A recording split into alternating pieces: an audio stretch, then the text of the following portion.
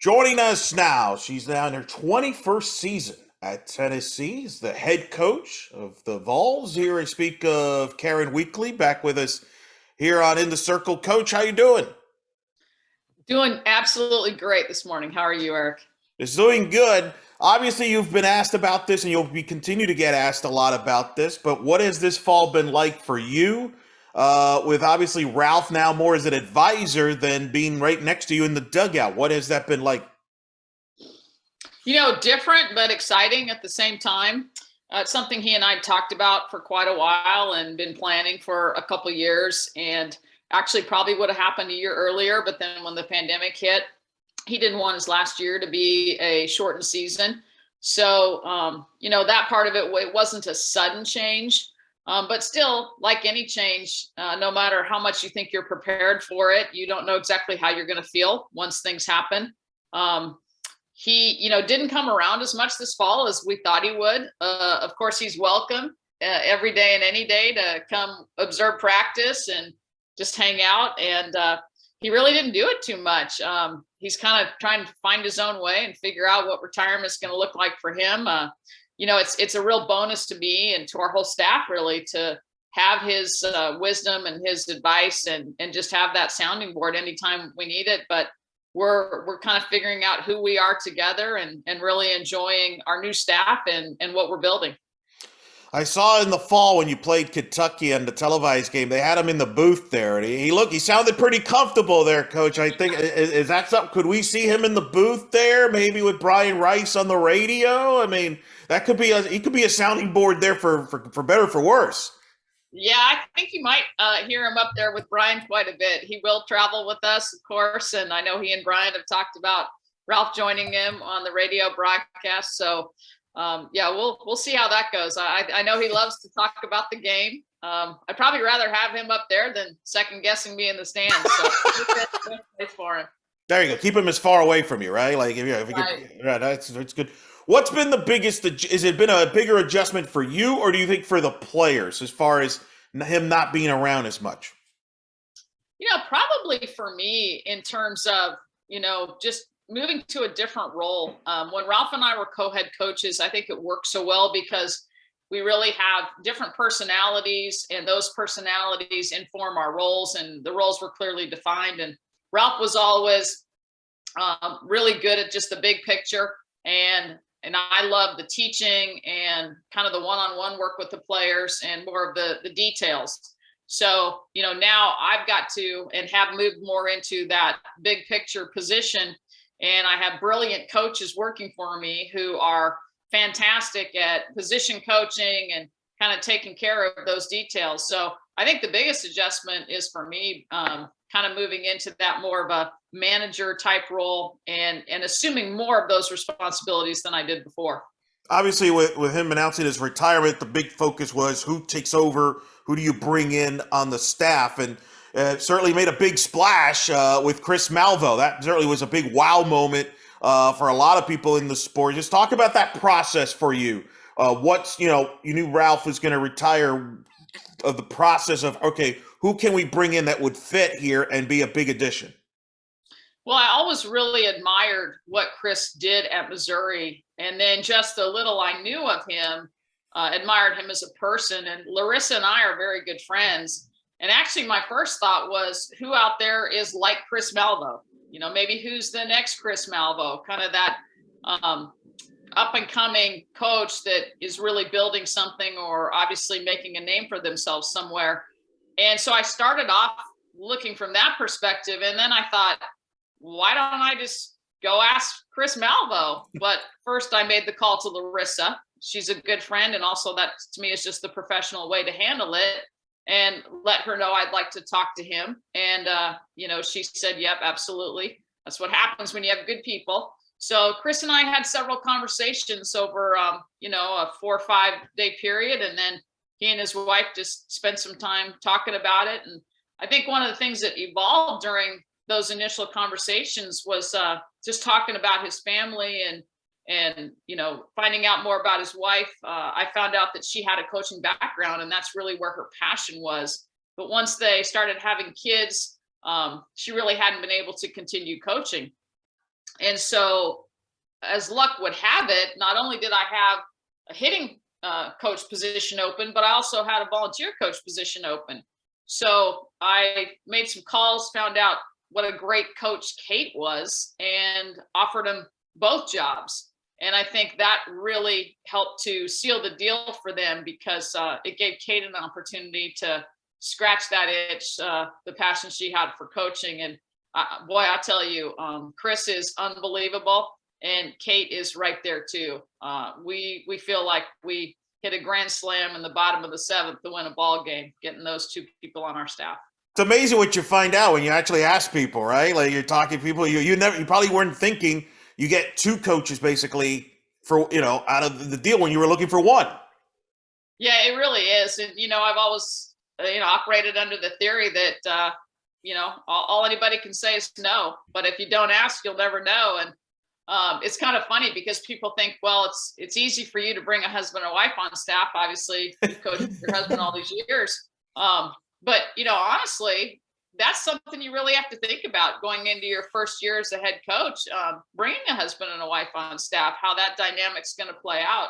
But they are just really, really good people, really good people. I couldn't say enough about them. And the people I called to ask about them just couldn't stop talking about what great human beings they were. Just loyal. I mean, it's crazy. We've only been together now since really July.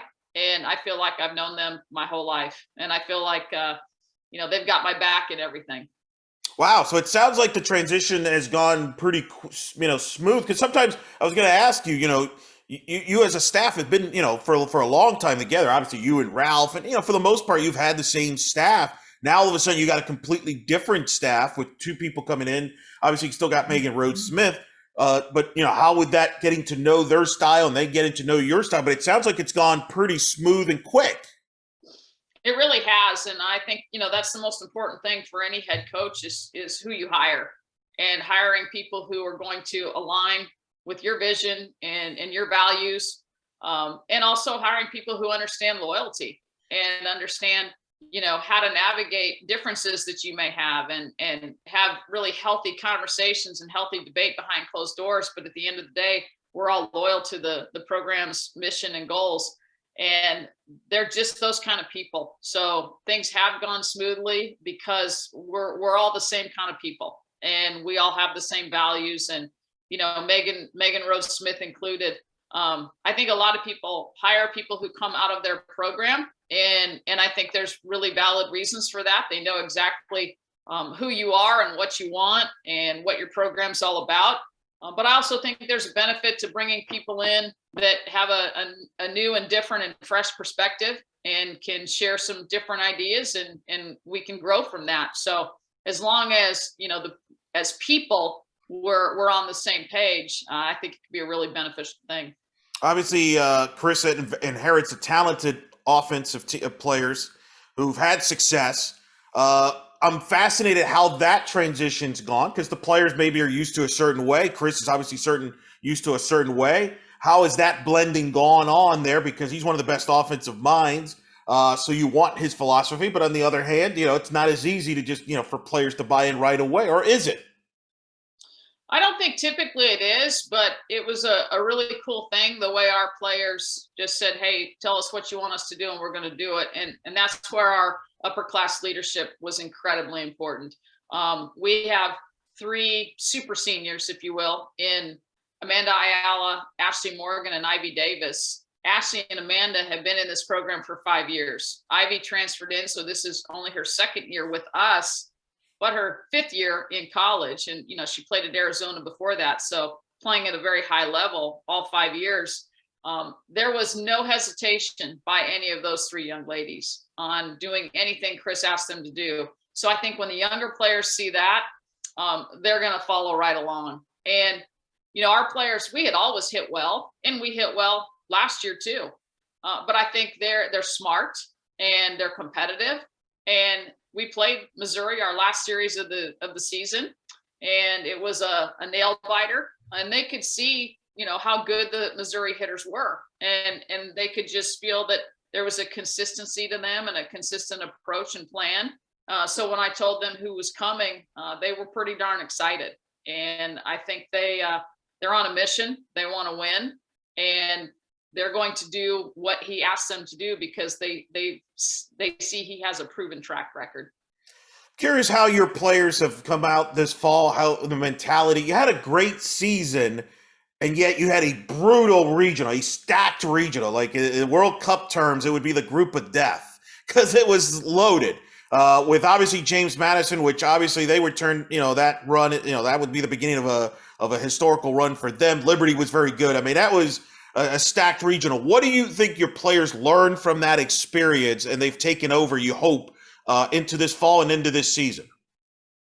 Well, you end a season like we did and on your home turf, and it just leaves a really bitter taste in your mouth and just that pit in your stomach. And I see that all through the fall. I saw the way they came back in the fall, prepared, just this energy about them, this intensity, this focus. Really, the way we came back in January, we've never come back in January so ready. And you could tell the work that they put in throughout the break over December. We didn't have to have a ramp up in January. We didn't have to slow it down and pull it back because of sore arms or tired legs or anything like that, which was really cool to see. But honestly, I think they're on a mission. I think they're on a mission to prove that wasn't us. This is Tennessee. We know what the legacy is here. We know what the tradition is here. And we want to get back to Oklahoma City. You mentioned obviously your super seniors. Are they your leaders as well that lead the team offensively there, either outspoken or with their play? They are definitely leaders. They all lead in different ways. They're kind of quiet leaders who really set a great example for our team. I would say our most outspoken leader and the one who's going to kind of, redirect the team quickest is Kiki Malloy. She's a junior. And Ashley Rogers doesn't hesitate to speak up. She's really kind of grown into that role as she's matured in the program as well. Yeah, Kiki Malloy, 360, 13 homers, 36 RBI. Speak of her, I mean, just incredible talent and the style of her play, which is exciting to watch and just unbelievable. I mean, she plays older, I think, than she actually is, the way she comes off. Just talk about her, and obviously you mentioned her in the offense, and really you've got a lot of depth and returners offensively.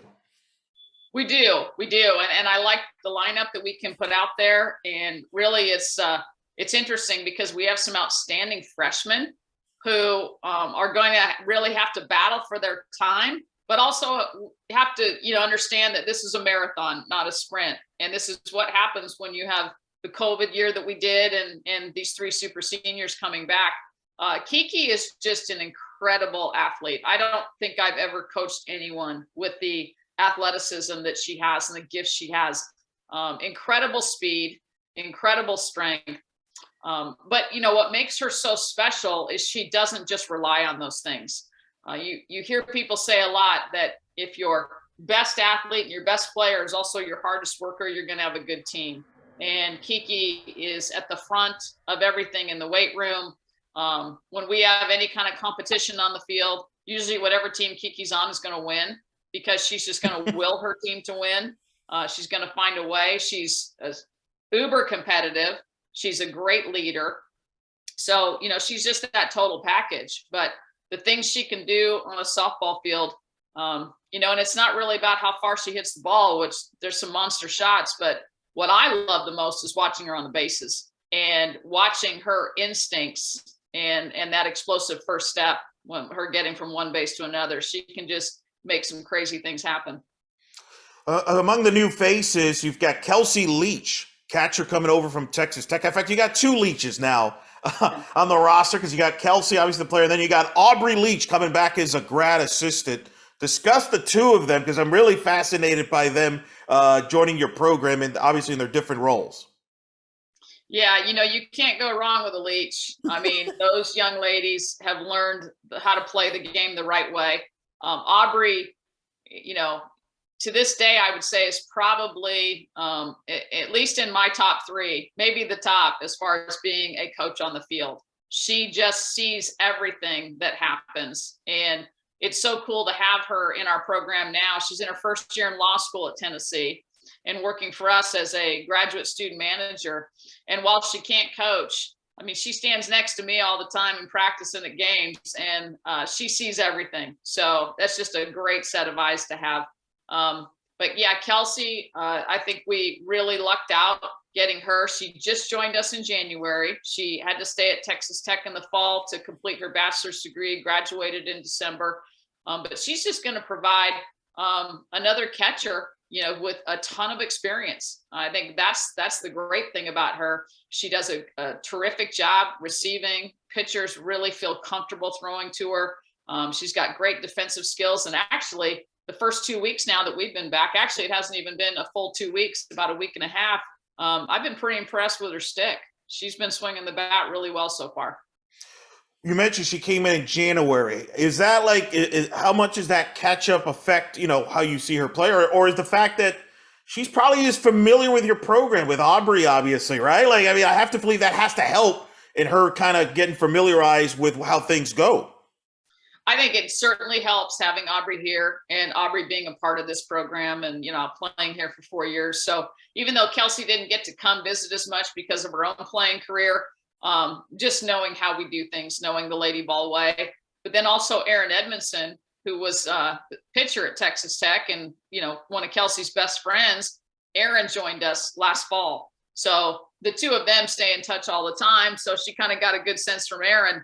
Hey, what's it like? What's happening up there? And then Kelsey did come visit in the fall. So she got a chance to hang out with the girls and really try to start creating that bond. Because that's the biggest thing, is just feeling like when you drop in here in January that you know people, you have some connections, and you can kind of hit the ground running. And of course, she has postseason experience from Texas Tech. They made a regional final, as does Aaron Edmondson. And that's a good transition because on the pitching staff, you added an Aaron Edmondson who comes over from Texas Tech, was a all-region player, led him to the regional final a couple years ago. Riley White from Texas, among the new faces joining Ashley Rogers. Talk about them and how they've kind of blended in, and having players like an Edmondson and, you know, that have pitched in postseason. It's got to be valuable. That's huge, huge. And you're exactly right. That's why we targeted Aaron Edmondson when we knew we were going to go in the portal looking for a pitcher, because of that experience, because of that postseason experience. Big wins in the postseason. She's played in SEC environments in the postseason, pitched great games in those environments. She's just, fearless. I mean, she gets out there and she's going to get after it. She's not going to blow anybody away, but she understands how to pitch. She understands how to respond, you know, so something bad happens. I mean, Erin's going to come right back with a strikeout. You know, she just gets it. She's very calm and cool and collected. And Riley White is somebody that we felt, you know, in high school had a lot of potential to be a really good pitcher at this level. I think at Texas, from talking to the coaches down there, she had a really good fall as a freshman, and then suffered an injury right before or during Christmas break that set her back as spring started, and never really got her feet under her going through the freshman spring. So this is really just kind of a new start for her. She's healthy. She's doing really well. She's enjoying where she is, and I'm excited about what she can do as well. Is this the deepest staff you've had a little while? Because obviously, the people always, when they bring up Ashley Rogers, and you know, it's like it's a great problem to have when you have a great pitcher like Ashley. But people always focus like, well, you know, do you worry about wearing her out in today's game? Can she, you know, how much can you use her? But now you've got a lot of. It seems like you have a lot of options here, and you might not have to throw Ashley as much, and maybe save her for the second half in the postseason and conference. Yeah, I think it is the deepest staff. I mean, certainly numbers wise, you know, we've got 6 arms on our staff, and, you know, that sounds like a lot, but when each of them can do something different and each has a niche, I think that can serve you really well. Sam Bender is a veteran. She's battled injuries her whole career, which has limited her innings, but she understands what it's all about. This is her 3rd year with us. Bailey McCachran's in her 2nd year with us, kind of had that rough freshman year. But, you know, you kind of got to go through that in order to be able to say, okay, I know maybe what I didn't do so well my freshman year and what I need to fix. And then we have a very mature, stoic freshman in Nicholas Simpson, And when I say stoic, I mean, she just gets out on the mound and you look at her and you wouldn't know she was a freshman. She's very composed out there, and she can do some really good things as well. So what I'm excited about is I think we ended up using Ashley more than we wanted to, especially in the middle of the week. And if we can rest her and have her ready for 2 games on a weekend, that's where we'll put ourselves in good shape for postseason play.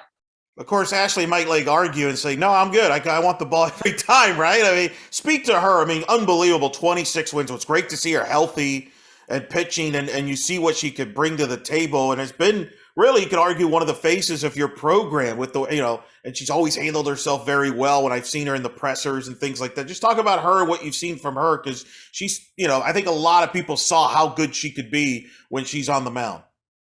It starts with Ashley being a homegrown Tennessee girl, and she just loves Tennessee. She's grew up bleeding orange, and she bleeds it every day, and it means a lot to her to put on that uniform and represent her family, represent the Knoxville community, represent her home state. And, last year, you just really felt for her, because as we got down to the very end, she was just kind of hanging by a thread physically and mentally. And the mental part was because of the physical part. I mean, she was giving us everything she had, but there was just so many physical things that she battled last year. It wasn't just one thing, it was 3 or 4 different things. And as soon as you felt like you had one under control, another would kind of emerge or get a little bit worse. So, I don't think people really realize just how much she went through physically to go out there and pitch every day. And like you said, always wanted the ball. She's going to want the ball. But, we're so glad that she's in a better place right now. Definitely much healthier physically, feels really, really good. Emotionally, mentally, she's a tough kid. She's, mentally very strong. But when you just put that much on one person every single day, and she's a perfectionist. So she wants to be out there and feeling 100%, because she really feels like it's on her to lead her team to a win. So I'm just glad that she's in a good spot right now, and we've got a staff around her that can really elevate. Yeah, I remember the SEC tournament, because the ESPN broadcasters would ask you, "How's she doing?" And they're showing her in the dugout, and like, "I don't know if she could throw." And next thing you know, she comes out and throws another 0 on the scoreboard. It was pretty remarkable. And of course, she wears 14. That's a pretty special number there for softball fans at Tennessee. There, 14. That's was that like how did that number come about, where she got to wear 14? That's actually the number she wanted. Yeah. So she chose that one. I guess that's been her number her whole life. I've always wanted to know that. That's good. Yeah. You look at this right now, this season, you play your schedule. I'm fascinated. You're starting the year in Florida, in Miami. Then you're going to play at the Clearwater at the ESPN tournament. Then you're going to Mary Nutter. I mean, so you're arguably going to back the 2 most premier difficult tournaments. Just talk about the philosophy and the schedule there. Clearly, you want to test your team. Well, or I'm crazy. One of the 2. Yeah. It sounded great. And then when I looked at it on paper, I was like, oh my, because then we go play SEC, right? So yeah, if we aren't number 1 strength of schedule, when this is all said and done, I can't wait to see who is, because then we're playing midweek Virginia Tech and Liberty. So yeah, it's a heck of a schedule, but you're right. We're going to, before March 1st, we're going to know exactly who we are and where we are and what we need to do to make sure we're where we want to be at the end. There really won't be any stones unturned or questions that aren't answered, because we will put ourselves out there. And that's really the goal. You mentioned some of the freshmen already, as we've talked. How have they blended in with the veterans?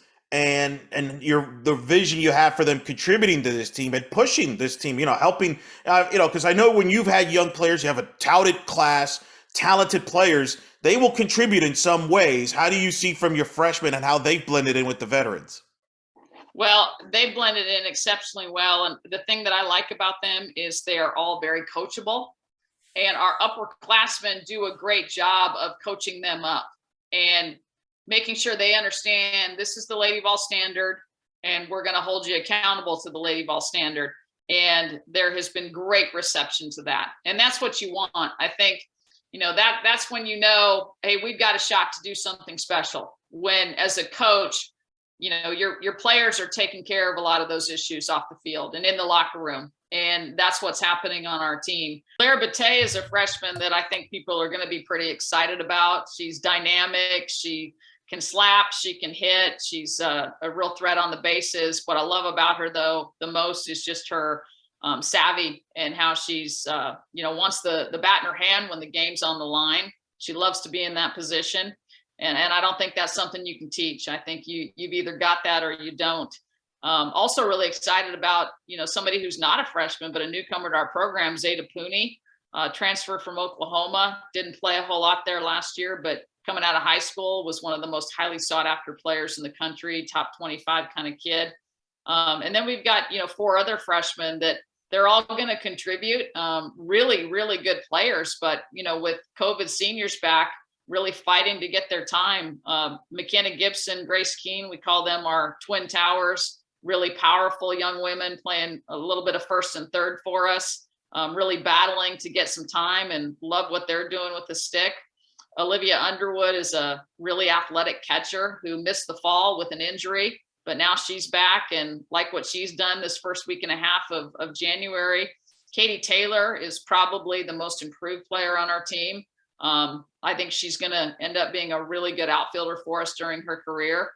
She's got speed and she's got power, and she just gets in there and works every day. So excited about this class and how they have meshed with our upper class. We're speaking with Tennessee head coach Karen Weekly here on In the Circle. I want to ask you about some of the offseason storylines in the sport. The Women's College World Series, the World Series schedule expanding. That was obviously a hot topic during the World Series with the weather delays and the late night start times. They've expanded the schedule now. What was your reaction to the new schedule now for the World Series as somebody who's been a part of it and has played for the national championship, have had to make that quick turnaround from the semis to the championship series? Now there's at least a buffer zone there. Yeah, my reaction was it's about time. Yeah. Because honestly, it's something we have been asking for many, many years. As president of the NFCA, I had an opportunity during that 3-year presidency to go to the NCAA softball championship committee meeting each summer. The executive director, the president, and another rep from the NFCA, we would all go, and we'd get about 2 hours to bring forth any of our concerns, or this is what went well, this is what we think can improve. These are some changes we'd really like to see. And that was on our agenda repeatedly. And the coaches in our head coaches committee meetings would bring that forward. And each year it was turned down. So for it to finally pass, I think everything stemmed from the women's basketball, snapshot of the difference in the weight rooms. And then everybody finally started to review, well, how are we doing our tournaments, and what are the inequities between men's tournaments and women's tournaments? So we actually got some change. If I'd have known years ago, that's all it took was to throw a snapshot on social media, we could have had it done a long time ago. But I think there's still things that, we need to do to create a better tournament, because the goal is we all want to be playing our best softball at that time of year. We don't want anything about the schedule or the way the tournament is structured to detract from our young ladies being at their very best. Would you say is there still more you think you could do with the tournament? What else would you like to see? Well, I think we need to get away from having double headers on any given day. And I think we're still in that position. We have the day between. But, and I know the argument is you guys play double headers all year. Why are you worried about that? Well, maybe that's something we need to look at as well. But I don't think just because we play double headers early in the season to get games in means that we should put our women in that position for a championship. Well, and especially that got rid of it in the super regional, because for a long time you had to play 2 with the if necessary game in super regionals. And finally, they before they changed that, type of deal, you could change the schedule there. So why not change the schedule in the World Series and avoid that? But it's still kind of a step and go. But do you feel like too? You mentioned the social media, but also there's more eyeballs on the product, right? Like the television numbers are through the roof. I think that helped too because when there's more eyeballs, there's more people. Like there were a lot of people that didn't follow softball that chimed in on the topic that I think helped make that change because I remember covering it. It was the hottest topic going in the sport. They were talking about it on the broadcast. They were talking about sports media people that don't normally cover softball were covering it. Oh, absolutely. And there's people who've never paid attention to softball, and then when they see that, they're absolutely shocked. They're shocked at how many games we play and the hours we're playing, and going well into the night, and what happens when we have a weather delay. They just can't believe it. And really, there's no other sport that does it. So I don't buy well, you've always done it. I mean, if we bought that argument, we'd never change anything in this world. Yeah, that's true. That's very true. Speaking of change, one of the other things is the NCAA's filing now. We got instant replay for almost everybody can use as the option. Will probably used in the postseason. You and the SEC have always been ahead of the curve on that. You've used SEC replay in the postseason tournament. Now you're going to use it in conference play. Your kind of reaction now is not the instant replay kind of evolves now to more of the national side. Yeah, I think it's time. We talked about it for many years, and at one time I was a little bit more traditionalist on that. And I wanted to see us go to 4 umpires before we moved to that. But I think when you watch how it's impacted a lot of other sports, I think there's no reason for us to hold back and not dive into that arena as well. I think, the bottom line is we want to get the call right, but we have to balance that with the delays that are going to occur in the games. And so I'm really curious and interested to see how it plays out in terms of how often it's used and how many calls actually get overturned. Are we making the call right? Just eyeballing it on the field. I think it'll help our umpires. The one thing I really like about baseball is, you go to instant replay, argument's done. Like you don't get to argue anymore. And I think that's fantastic for our umpires because we're losing so many umpires because just as human beings, we're not treating people like we should. And so I'm hoping it'll help that, and we'll get more people wanting to get back into umpiring the games. And, again, you want the right call at the end. No doubt. I think everybody agrees with that. And kind of an under the radar rule tweak over the offseason was the out of the box rule where, obviously it used to be if you're out of the box, it's an automatic out. They've changed that now to a strike. Do you like that change? I do. I think that was a pretty drastic rule when it went into effect.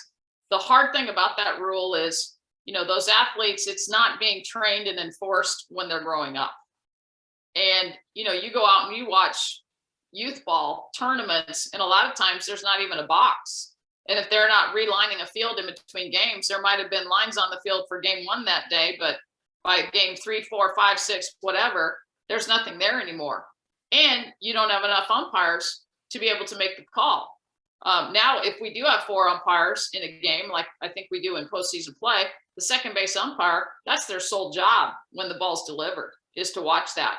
And I understand that it's difficult for a home plate umpire to call ball strike and also see where the foot is in relation to contact. So I think it was a pretty harsh penalty, and I think that's a really good change. What's the next thing you think in the sport that needs to be addressed? Either a rule, could be something on the field, off the field. Is there something, as you talk to coaches, or something in your mind that you think, okay, we need to address this soon before because this could become an issue in the sport, or just something that you think can make the sport better? Wow, that's a good one. I think we need to really try, and this is not an easy one, but we really need to take a look at injuries and what's causing them. I think we're getting, and we've talked about this as coaches, we're getting so many more players coming in that are injured, dealing with injuries. But that kind of leads to what I think does need to be addressed is scholarships. We have sat at 12 scholarships as long as I've been coaching college softball, which is now 25 8 years, we've been sitting at 12 scholarships.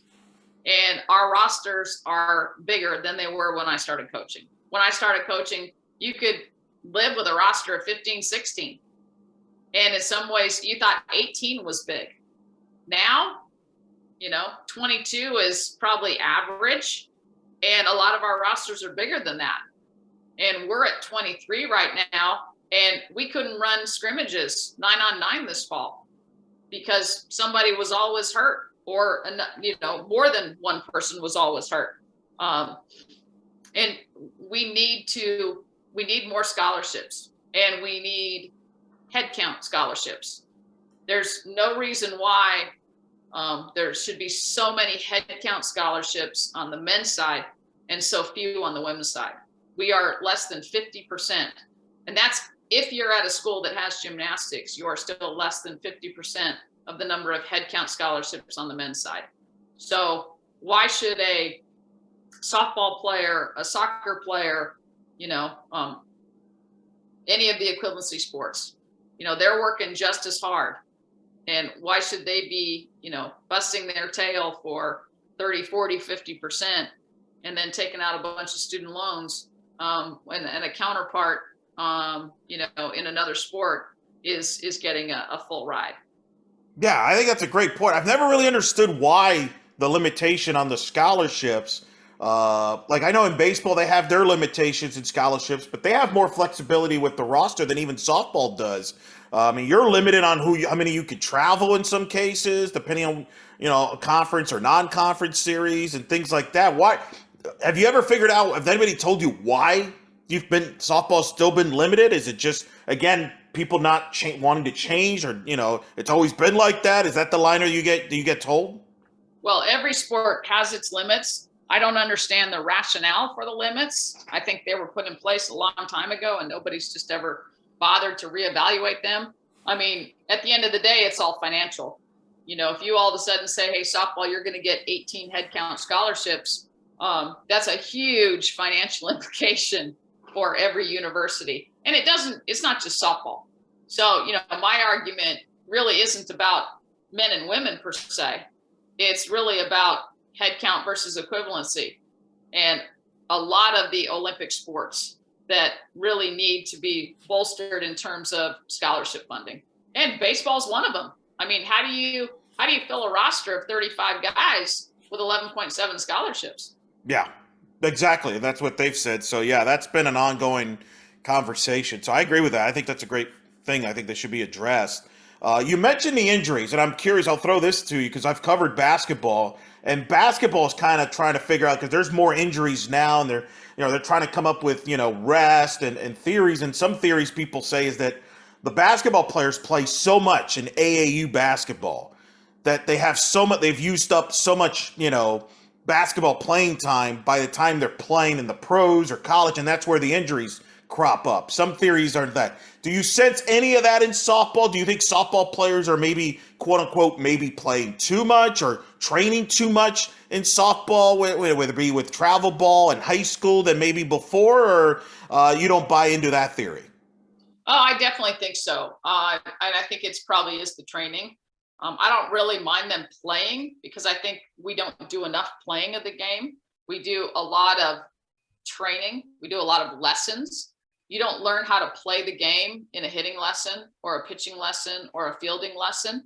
And when you get a group of young women on the field, that's the first thing you can see as a coach, especially as a college coach, is they don't understand, some of the instinctive things that are required on the field, and how to run certain plays, and the concept of trail runners and cuts and relays and things like that. So that comes from just not playing. Those are things that when I look back, I kind of developed a knowledge of those and an instinct for those in the neighborhood cul-de-sac playing, not in any organized setting or taking a lesson. So I don't mind them playing, but I think there is a lot of overtraining. And I'd love to see more multi-sport student athletes. I love when I'm recruiting somebody who plays multiple sports. I think there's a real benefit just to learning how to, use different muscles and learning different athletic skills. and then just learning from different team environments and a wide variety of coaches how to win.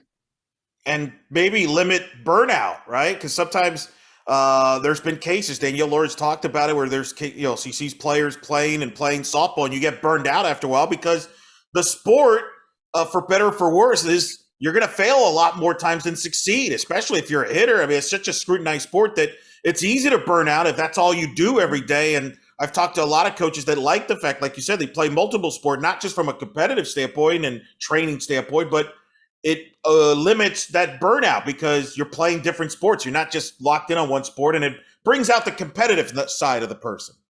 Oh, absolutely. I remember when I was a kid and people would say, what's your favorite sport? If it was tennis season, it was tennis. If it was basketball season, it was basketball. If it was softball season, it was softball. So I always had something new and different to look forward to. There was never even a thought of burnout. One person that just keeps on playing, doesn't have injuries, doesn't burn out, Monica Abbott, who just made another U.S. national team. She'll be competing this year, fresh off the Olympics. I know you honored her and a part of the alumni week that you did, but she was honored at a football game and this fall. What's your thoughts on her, watching her in the Olympics and seeing her again this fall, and as she just continues to go? Ralph worked with the Olympic program for so many years. And then I had a few years where I was in the coaches pool and went on some trips with those teams. And, what you see when you're on the inside is that it's really hard for those young ladies to train and to stay, in shape and to keep their skills, their softball skills where they need to be, because there isn't a structured training environment for them. They're pretty much left to do that on their own. And then they come together for their practices and their tours and things like that. And so it takes a lot of self-motivation and a lot of initiative. And what Monica's been able to do, quite frankly, is nothing short of amazing. Because not only does she keep her skills up, she gets better every year. She is so driven and just so passionate about softball and about being the best. And that's why, my heart just broke for her and the whole team not to get that medal. But I just know how much she puts into it. And she's just a tireless worker. And to see her game get better and better every year, even now as she's in her mid-30s, she's going to be like Tom Brady. I mean, she can go as long as she wants to because she pays attention to her body. She knows exactly what she needs to do. And every year she's trying to do something to get better. When your players see her in person, or they, either via Zoom, via in person, whatever, I got to believe, that's got to be a cool moment, right? Like that's got to be something on like the players, like their eyes open up, especially the pitchers. I can't imagine like an Ashley Rogers, Aaron Edmondson, especially they're like, oh, that's Monica Abbott. What is that like when that interaction occurs? Well, when she came back this fall for our alumni weekend, and Marty Smith from Marty and McGee, they were in town. And I don't know if you saw that, but they did a deal for the show on Saturday morning where Monica pitched to Marty. He wanted to try and hit on her. And our whole team was there because he came down to our practice on Friday afternoon. And it was pretty cool. I mean, obviously Marty didn't smell the ball. But it was pretty neat watching our team's reaction to Monica, just watching her warm up in the bullpen. And, Ashley was pitching alongside her, and you could just tell what a cool moment that was for her. But then watching her get out on the mound there at Cherry Parker-Lee and getting after it with Marty and all of our girls cheering her on.